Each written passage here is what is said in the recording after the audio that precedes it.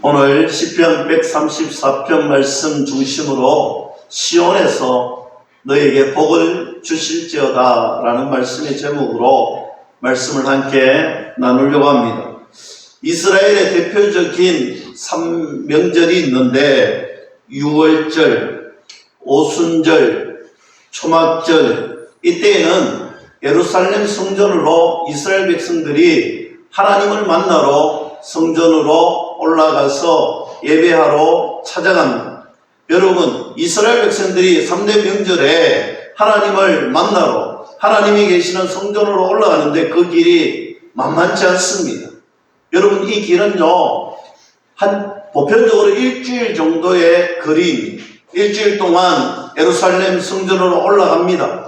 그리고 예루살렘 성전에서 한 일주일 동안 또 예배합니다. 그리고 다시 일주일이라는 시간을 걸어서 자신의 집으로 돌아갑니다. 즉 다시 말씀드리면 3주간의 여행의 여정, 신앙의 여정을 떠나는데 어떻게 떠나느냐? 당시에는요, 이 3주 동안 먹고 마실 수 있는, 체류할 수 있는 모든 식료품을 자기의 보따리, 짐에 쌓아서 오늘 하나님이 계시는 성전으로 올라가는 길이에요. 그러면 이 성전의 길이 어떤 길이냐? 이렇게 표현합니다. 힘든 순례자의 길이었다. 힘든 길이었습니다. 여러분, 얼마나 힘든 길이었느냐? 잘 표현되어 있는 시편의 말씀이 있는데 시편 84편 말씀입니다. 특별히 6절과 7절 말씀을 보면 이렇게 표현하고 있습니다. 그들이 눈물 골짜기로 지날 때 그곳에 많은 샘이 있을 것이며 이른 비가 복을 채워주나이. 그들은 힘을 얻고 더 얻어 나아가 시온에서 하나님 앞에 각기 나타나리라 했습니다. 여러분, 하나님의 전으로 올라가는 그 길, 하나님을 만나러 가는 그 길, 오늘 예배하여 힘을 얻고자 올라가는 그 길은 힘든 순례자의 길이었는데 눈물의 골짜기였다. 결코 쉬운 길이 아니었다라는 것입니다. 아주 힘든 길을 일주일을 걸어갑니다. 여러분, 3주 동안 먹을 양식을 다 들고 그 길을 걸어간다고 생각해 보세요. 골짜기를 만날 때마다 너무 힘들어요. 걸어가는 그 길에 골짜기를 만나니 힘이 드니 눈물이 나더라는 거예요. 이 골짜기에서 눈물을 흘리고 있는 그때 걸어가면 어깨가 무거워지고 걸어가면 무거운 짐들이 내 어깨를 누르더라는 것입니다. 골짜기를 만나 너무 힘들 때, 골짜기를 만나 눈물을 흘리고 있을 때 그때마다 하나님께서 찾아오셔서 힘을 주시더라. 비를 주시고 깊은 샘을 주시고, 그래서 그 샘을 보면서 나는 힘을 얻고 그 샘을 보면서 나는 힘을 얻고 하나님이 계시는 그 성전, 하나님을 만나는 그 길, 이 길이 힘든 순례자의 길이었지만 나는 하나님이 주시는 그 힘을 받고 올라가노라 라고 말하고 있습니다. 사랑하는 성도 여러분, 그렇다면 왜 이스라엘 백성들은 이처럼 힘든 순례자의 길을 걸으며 이 성전에 올라가고 있는 것일까요? 하나님의 명령이기도 하지만 하나님이 계시는 성전이시기 때문에 그렇습니다. 여러분, 어떤 이는 이렇게 말씀하시겠죠. 하나님은 무소부지하신 분이신데 하나님은 안 계시는 곳이 없는데 그 성전에만 있다는 말이 무슨 말이냐, 이런 분들이 있어요. 하나님은 무소부지 안 계시는 곳이 없는 분입니다. 그러나 하나님의 임재, 하나님의 은혜, 하나님의 능력을 상징하는 성전에서 하나님을 만나면 하나님의 은혜가, 집중적인 하나님의 은혜가 그곳에 있다라는 말씀입니다. 사랑하는 성도 여러분, 그래서 이스라엘 백성들은 3대 명절이 되면 하나님을 만나기 위하여 힘든 순례자의 길을 자청하여 걸어갑니다. 힘들 때마다, 어려울 때마다, 눈물의 골짜기를 지날 때마다 하나님이 주시는 깊은 샘을 만나게 되고 하나님이 주시는 힘을 얻어서 하나님을 만나러 올라가더라는 것입니다. 사랑하는 성도 여러분, 그곳에 올라갔더니 하나님의 폭포수 같은 은혜가 있더라 믿을 수 있기를 축복합니다. 오늘 우리도 하나님을 만나러 주의 전에 올라왔습니다. 여러분, 어떤 분들은 주의 전에 올라올 때 예전 같지 않다는 분이 있어요. 참 힘이 들다는 거예요.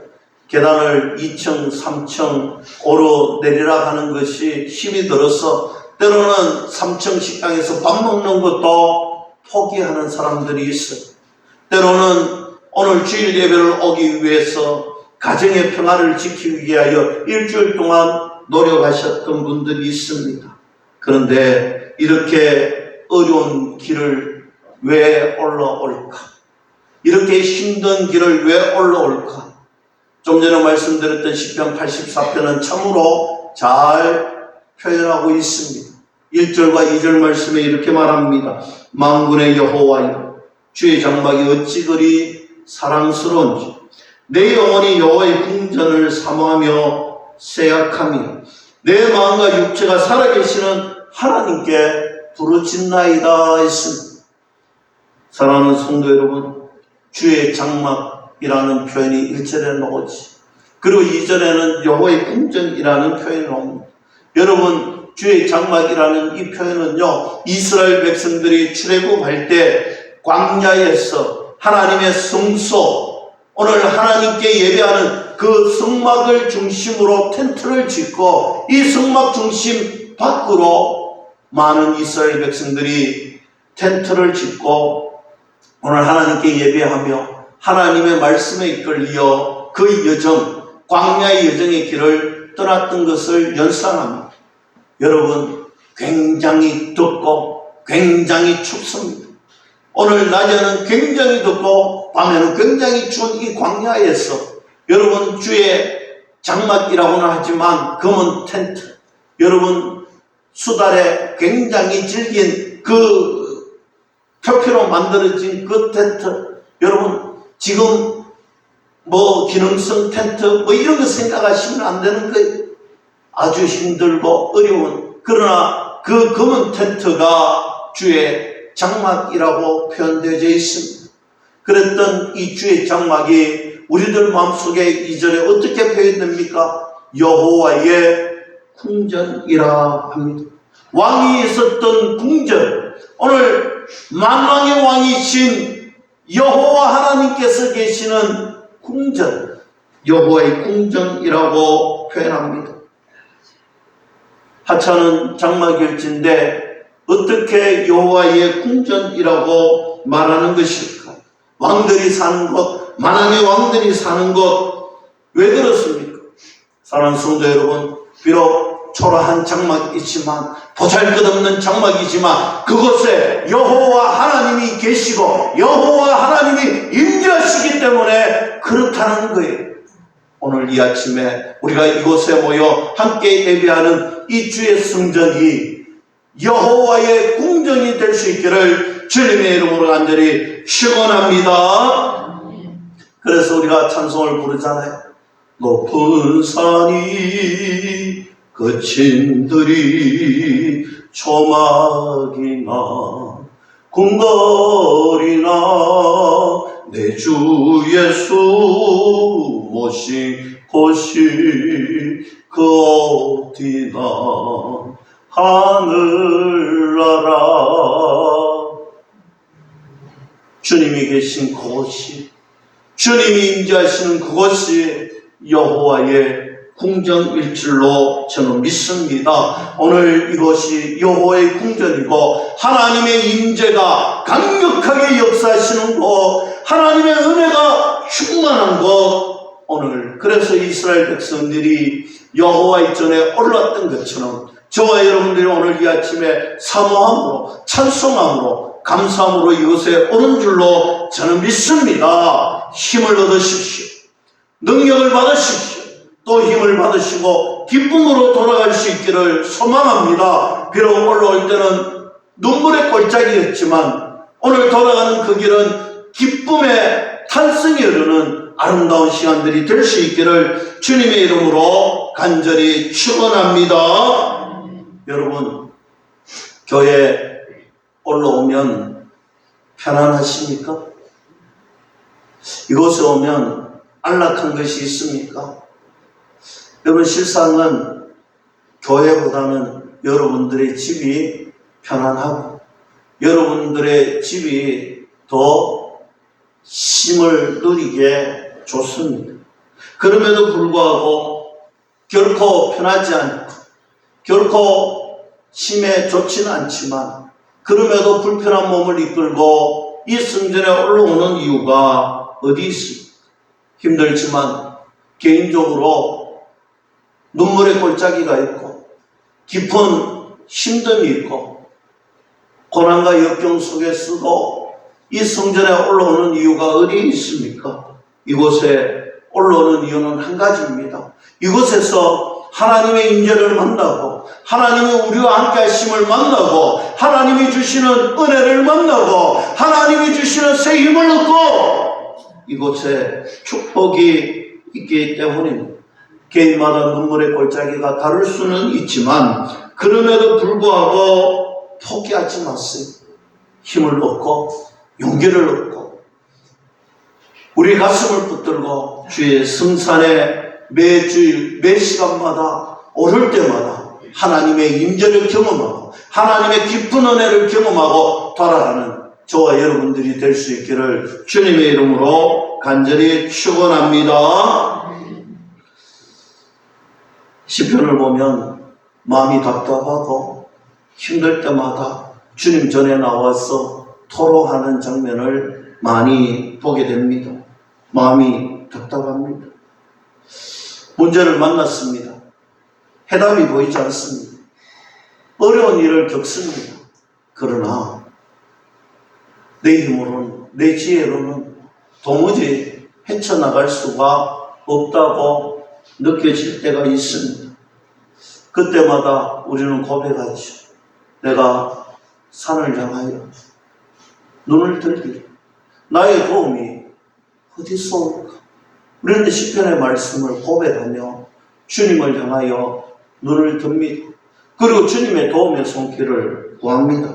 그처럼 하나님을 바라보며 나도 모르게 주의 성전에 오릅니다. 사랑하는 성도 여러분, 우리의 마음이 어떠하였든지 우리의 상태가 무엇이든지 우리의 문제가 어떠하였든지 주의 전에 올라와 주님 앞에 고백하고 주님 앞에 부르짖으면 주님이 그 문제의 해결의 열쇠를 우리에게 줄 줄로 저는 믿습니다. 눈물을 흘리며 고백합니다. 나의 도움이 어디서 올까? 그러나 그 고백할 때마다 주의 성전에서 주님께 찬양할 때마다 주님이 우리에게 말씀해 주십니다. 나의 마음의 상태가 어떠하든지 하나님을 만날 때 하나님의 은혜를 받을 때 나의 모든 문제가 해결되는 놀라운 기적의 경험을 할 수가 있다라는 것을 믿으시고 오늘도 주님 앞에 부르짖으십시오. 여러분, 사람을 향해서 부르짖고 사람을 향해서 토라하는 것은요, 비신앙적인 하나님을 믿지 못하는 하나님의 자녀가 아닙니다. 여러분, 우리가 부르짖어야 할 대상, 우리가 고백해야 될 대상, 우리가 토로해야 할 대상은 오직 여호와 하나님 한 분밖에 없음을 믿을 수 있기를 주님의 이름으로 간절히 축복합니다. 주일 아침에 가정에 힘든 일이 혹여나 있었습니까? 어떻게 해야 됩니까? 교회에 올라와야 됩니다. 부부싸움이 있고 가정에 불화가 있을 때 어떻게 합니까? 그럼에도 불구하고 교회에 올라와야 되는 것이지. 날씨가 좋아졌습니다. 어디로 가야 됩니까? 남들처럼 산으로, 바다로, 들로 가야 됩니까? 아니지요. 주의 성전으로 올라와야 하는 것입니다. 시험에 떨어지고 낭망되는 일이 있습니다. 병이 들었습니다. 마음이 아픕니다. 시기와 질투를 받습니다. 어떻게 해야 될까? 주의 성산에 올라와야지. 사랑하는 성도 여러분, 내 마음의 상태가 어떠하든지 내 환경이 어떠하든지 내 지금의 상태가 어떠하든지 여러분 주저하지 마세요. 그것 보지 마세요. 그것을 해결해 주시는 여호와 하나님을 바라보시고 주의 성산에 오르는 저와 여러분들이 다 될 수 있기를 주님의 이름으로 간절히 축원합니다. 시편 73편에 보면 아삽의 시가 나옵니다. 아삽이 누굽니까? 찬양 대장입니다. 찬양 지휘자입니다. 그러나 그가 고백합니다. 하나님을 원망합니다. 주변에 사람들을 보니까 안 믿는 사람들이, 예수님을 모른다는 사람들이, 하나님을 모른다는 사람들이 더 잘 되는 거예요. 믿지 않는데 자기가 볼 때 더 잘 되는 것 같아요.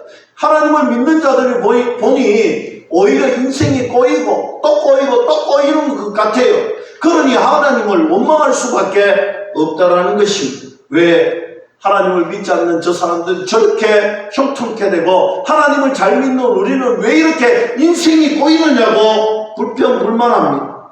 그런데 중요한 것은 그가 여호와의 성전에 올라옵니다. 왜요? 찬양대장이니까. 찬양대장이니까 여호와의 성전에 올라왔습니다. 그가 불평, 불만, 원망했던 그가 여호와의 성전에 올라왔을 때 어떤 변화가 있었느냐? 시편 73편 17절에 이렇게 기록하며 말씀하고 있습니다. 하나님의 성소에 들어갈 때에야 그들의 종말을 내가 깨달았나요? 하나님의 성소에 들어가 보니 지금은 내가 원망하고 내가 불평하고 그들을 참으로 동경했지만 그런 성소에 들어가서 그들을 바라보니 그들의 종말이, 그들이 망한 인생이 내 눈에 보이더라는 것입니다. 사랑하는 성도 여러분, 분노가 치밀어 오르고 불평불만이 내 가슴에 가득 찰 때, 나의 삶의 원망이 내 입술을 통해서 나올 때 어떻게 해야 되느냐? 주의 성산에 오를 수 있기를 주님의 이름으로 간절히 축복합니다. 나에게 불평불만, 나에게 원망, 그런 마음이 들 때 무엇을 해야 되느냐? 시편 73편의 아삽의 시는 분명하게 이야기합니다. 주의 성산에 올라라. 성소에서 깨닫게 해주시는 하나님의 은혜가 있습니다.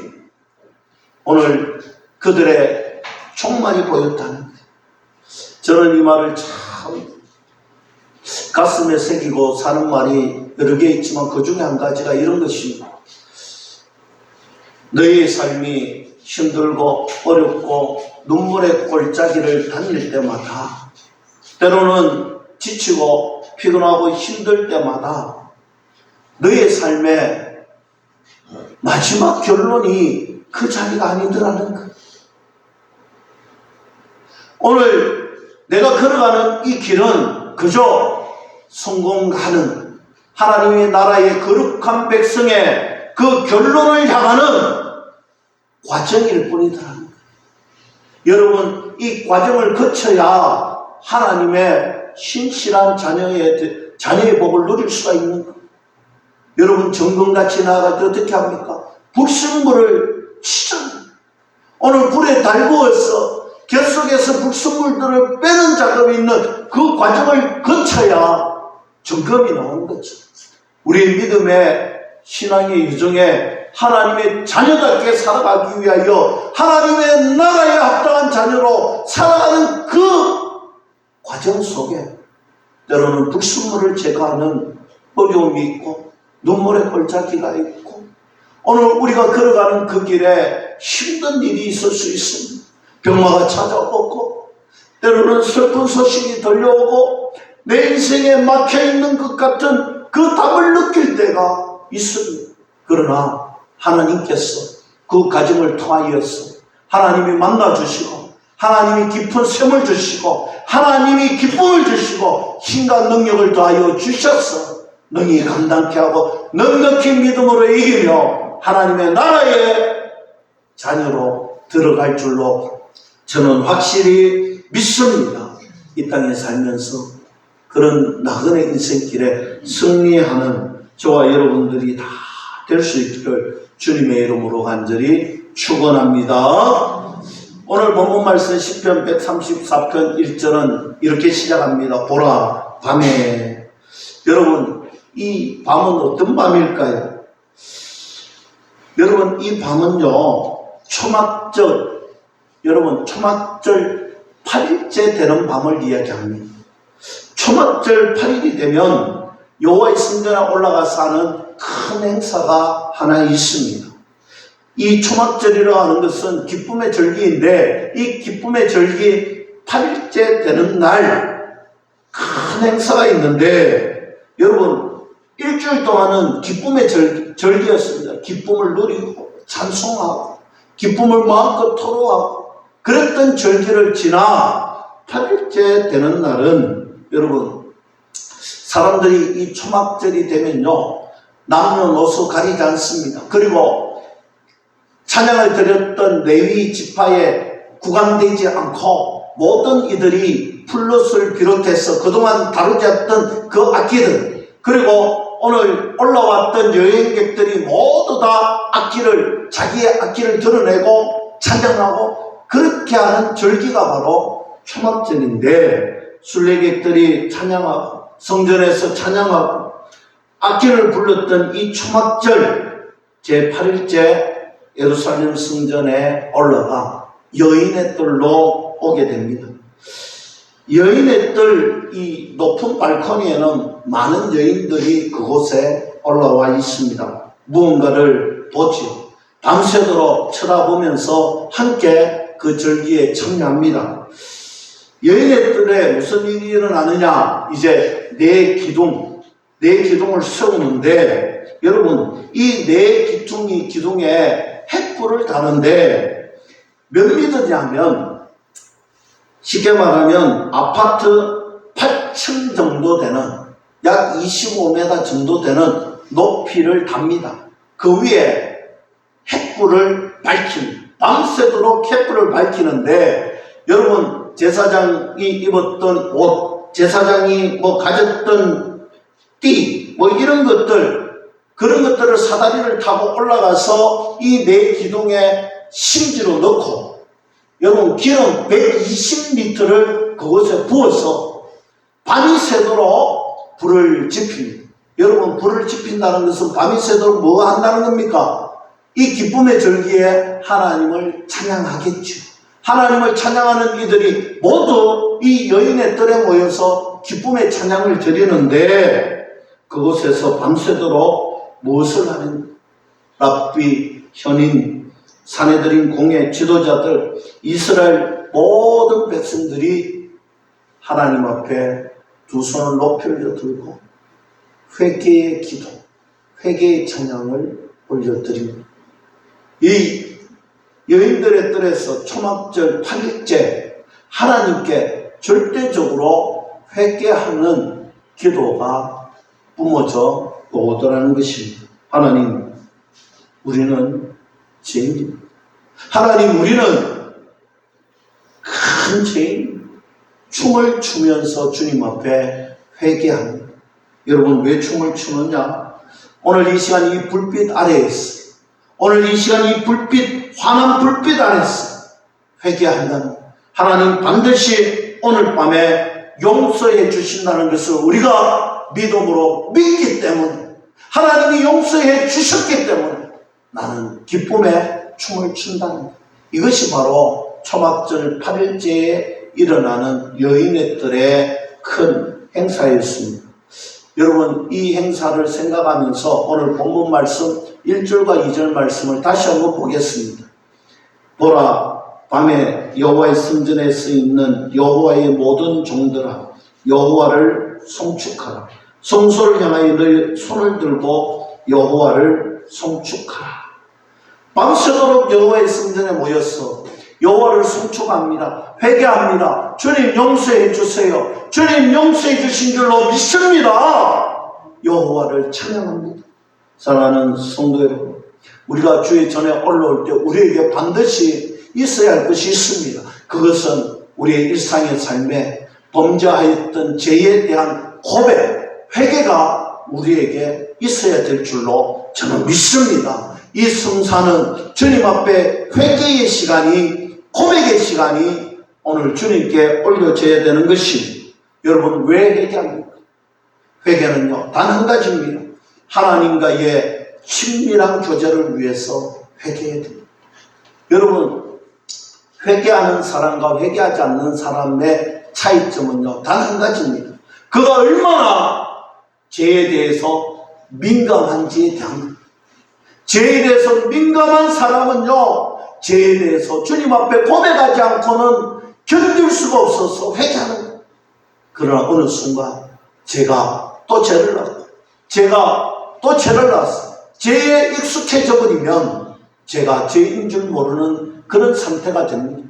죄에 민감하지 못하면 회개하지 않는 거예요. 사랑하는 성도 여러분, 저는 사도 바울을 보면서 이 회개에 대한 민감한 고백이 얼마나 위대한가에 대해서 말씀을 통해서 계속해서 저는 고백이 되더라고요. 여러분, 사도 바울이 어떤 사람이었습니까? 사울 시기에 때는 여러분, 가말리알 문화생으로서의 정말 하나님의 말씀을 지키려고 예수가 노력했던 특열심이 있었습니다. 물론 그가 말씀을 잘못했으나 율법적으로 나아갔기 때문에 다메섹 도상에서 예수님이, 부활하신 예수님이 그를 만나 주셨죠. 여러분, 그 이후에 사도 바울은요, 사울 시대의 모든 잘못된 것을 버리고 오늘 하나님의 사도로, 하나님의 자녀로, 하나님의 신실한 일꾼으로 죄에 대해서 얼마나 민감했는지 몰라요. 그가 고백하잖아요. 오호라, 나는 공고한 사람. 이 사망의 몸에서 누가 나를 건져내려. 얼마나 죄에 대해서 민감했다면, 여러분, 우리는요, 이 사도 바울의 고백을 보면서, 우리는 이 사도 바울의 고백을 느끼면서 우리도 함께 고백해야 돼. 오호라, 너는 공고한 사람이라. 이 사망의 몸에서 누가 나를 건져낼 수 있을까? 여호와 하나님 한 분밖에 없음을, 예수님 한 분밖에 없음을 믿을 수 있기를 축복합니다. 그리고 고백하세요. 하나님, 용서하여 주세요. 나의 삶에 내가 원망하고 내가 불평하고 내가 지었던 죄를 주님 용서하여 주시옵소서. 그러면 우리가 주님 성산에서 회개하면 주님이 그 회개에 합당한 열매를, 합당한 삶의 열매를 맺게 하실 줄로 저는 믿습니다. 회개했다면 그 회개에 합당한 삶을 우리가 살아가야 되는 것입니다. 예수님께서 사실 이 배경으로 하신 말씀이 있습니다. 초막절 다음 날에 많은 사람들에게 외쳤던 말이 있습니다. 언제냐? 나는 세상의 빛이라고 고백하며 외치셨는데 그 외침의 고백 이후에 있었던 사건이 하나 있습니다. 요한복음에 보면 예수님이 말씀하시기 전 바로 앞에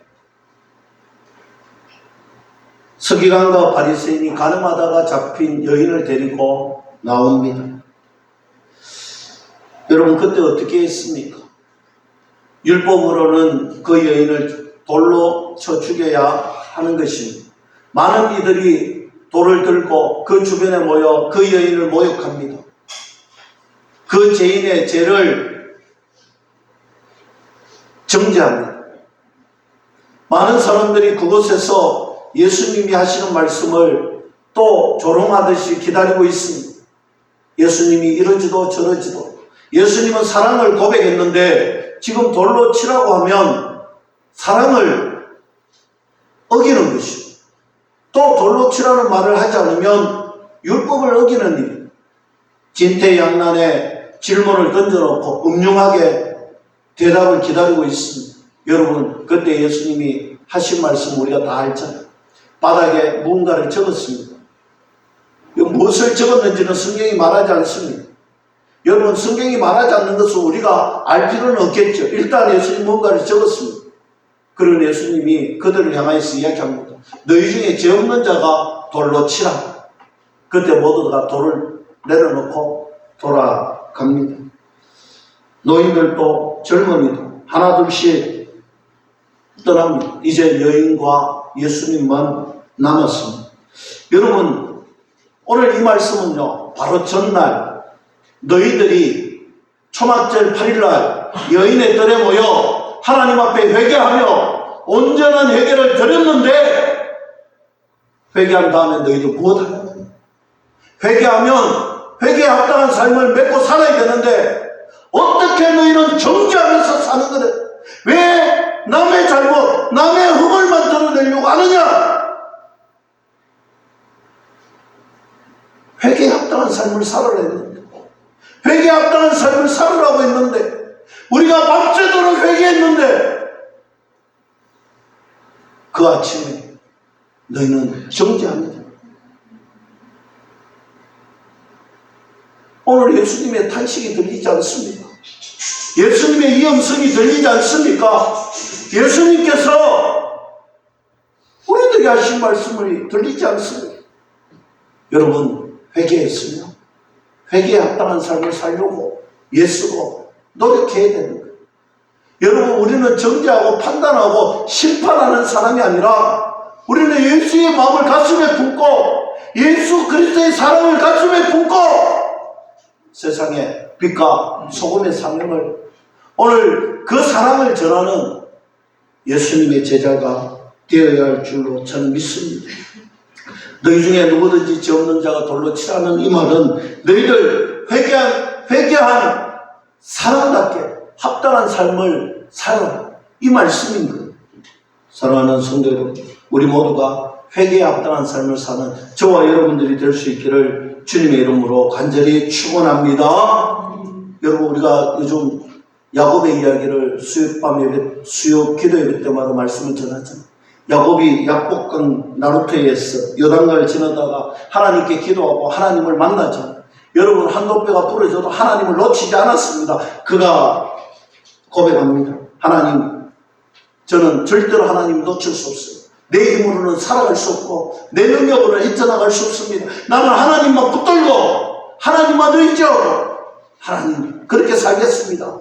고백했더니 여러분 아시다시피 야곱이라는 이름 뜻은 빼앗는 자, 강탈하는 자였는데 하나님이 이 이름을 바꾸어 주십니다. 이제 야곱이라 하지 말고 이스라엘이라고 하라고 합니다. 그리고 가나안 땅에 들어왔습니다. 여러분, 가나안 땅에 들어오면 어디로 가야 됩니까? 베델로 가야 되잖아요. 하나님이 계시는 곳으로 가야 되잖아요. 그런데 그는요, 인간적인 생각으로 세겜 땅으로 갑니다. 세겜 땅에 가서 참 험난한 일을 당하잖아요. 그 다시 베델로 올라갑니다. 여러분, 베델은 하나님의 문이 있는 것이요, 하나님의 은혜의 문이 있는 것이요, 하나님의 능력이 있고 하나님과의 만남이 있고 하나님과의 교제의 문이 있는 것이 바로 베델이었습니다. 세겜이 아니라 베델으로 가야 되는데 세겜에서 충격을 먹습니다. 그가 다시 주님 앞에 고백합니다. 베델로 올라가겠다. 그때 무엇합니까? 세겜 상수리 나무에 모든 것들을 묻어둡니다. 그리고 다시 베델로 올라갑니다. 저는 이것을 진정한 회개라고 봅니다. 회개하면 상수리 나무, 그 세겜 땅에 세겜에 있었던 것을 다 버려두고 하나님의 은혜의 문으로 가는 것, 이것이 회개입니다. 사랑하는 성도 여러분, 오늘 야곱을 바로 이때부터 이스라엘이라고 불러줍니다. 여러분, 이름을 바꾼 지 오래되었지만 세겜 땅에 갔을 때는 여전히 야곱이라고 불렸었어요.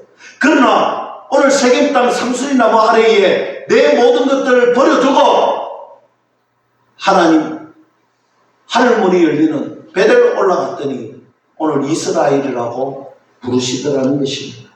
사랑하는 성도 여러분, 주님 말씀합니다. 너희들 회개의 삶을 살아야 돼. 회개에 합당한 열매를 맺어야 돼. 너희들 바른 곳으로 가야 돼. 은혜가 있는 곳으로 가야 돼. 세겜이 아니다. 내 생각대로 내 욕심에 육체의 눈으로 가는 것이 아니라 하나님의 은혜의 장소, 하나님의 성산으로 올라가야 될 줄로 저는 믿습니다. 사랑하는 성도 여러분, 8일째 이 날이 다 지나고 나면 아침에 하는 행사가 있습니다. 이것이 마무리인데 이 여인의 뜰에 15개의 계단이 있습니다. 이 계단을 한 칸 한 칸 한 칸 내려옵니다. 동쪽을 향해서 갑니다. 여러분, 동쪽은 잘 알잖아요. 동쪽 문에는 바로 하나님의 계시는 곳이죠. 동쪽 문에서 하늘을 바라보며 눈을 들어 성전을 바라보며 외치는 말이 있습니다. 이제 우리는 하나님을 바라나이다. 모두 다가 외칩니다. 이제 우리는 하나님을 바라봅니다. 여러분, 이 고백이 우리의 고백이 되어야 될 줄로 믿습니다. 그러면 우리는 어떻게 살아야 되나요? 하나님의 은혜에 집중하면서 살아야 될 줄로 믿습니다. 하나님의 은혜에 집중한다. 시온의 알을 들겠습니다. 여러분 어릴 적에 돋보기를 들고 해에 비추어서 까만 용지에 여러분 돋보기를 잘 초점을 맞추면 얼마 안 있어서 그 검은 종이에 불이 붙잖아요. 여러분 은혜도 마찬가지입니다. 은혜는요 집중해야 돼요. 은혜에 집중해야 돼요. 여러분 우리의 삶 가운데 은혜에 말씀에 집중, 기도 생활에 찬송 생활에 집중할 때 우리에게 성령의 불이, 은혜의 불이 활활성같이 붙을 줄로 저는 믿습니다. 여러분 남에게 다른 이에게 여러분 아니 신앙은요 내가 하나님께 은혜에 얼마나 집중하느냐에 달려 있는 것입니다. 은혜에 집중할 때 사명이 보이고 은혜에 집중할 때 하나님의 비전이 우리에게 보이게 됩니다. 사랑하는 성도 여러분 철저히 회개하시고 하나님의 은혜에 집중하십시오. 그러면 오늘 마지막 절 3절 말씀에 천지를 지으신 여호와께서 시온에서 너에게 복을 주실지어다. 할렐루야. 이 복, 천지를 지으신 복의 권한 되신 여호와 하나님의 복이 저와 여러분, 우리의 가정, 우리의 자녀, 우리의 교회, 여러분의 일터와 사업터에 충만하게 임할 수 있기를 주님의 이름으로 간절히 축원합니다. 기도하겠습니다. 하나님 아버지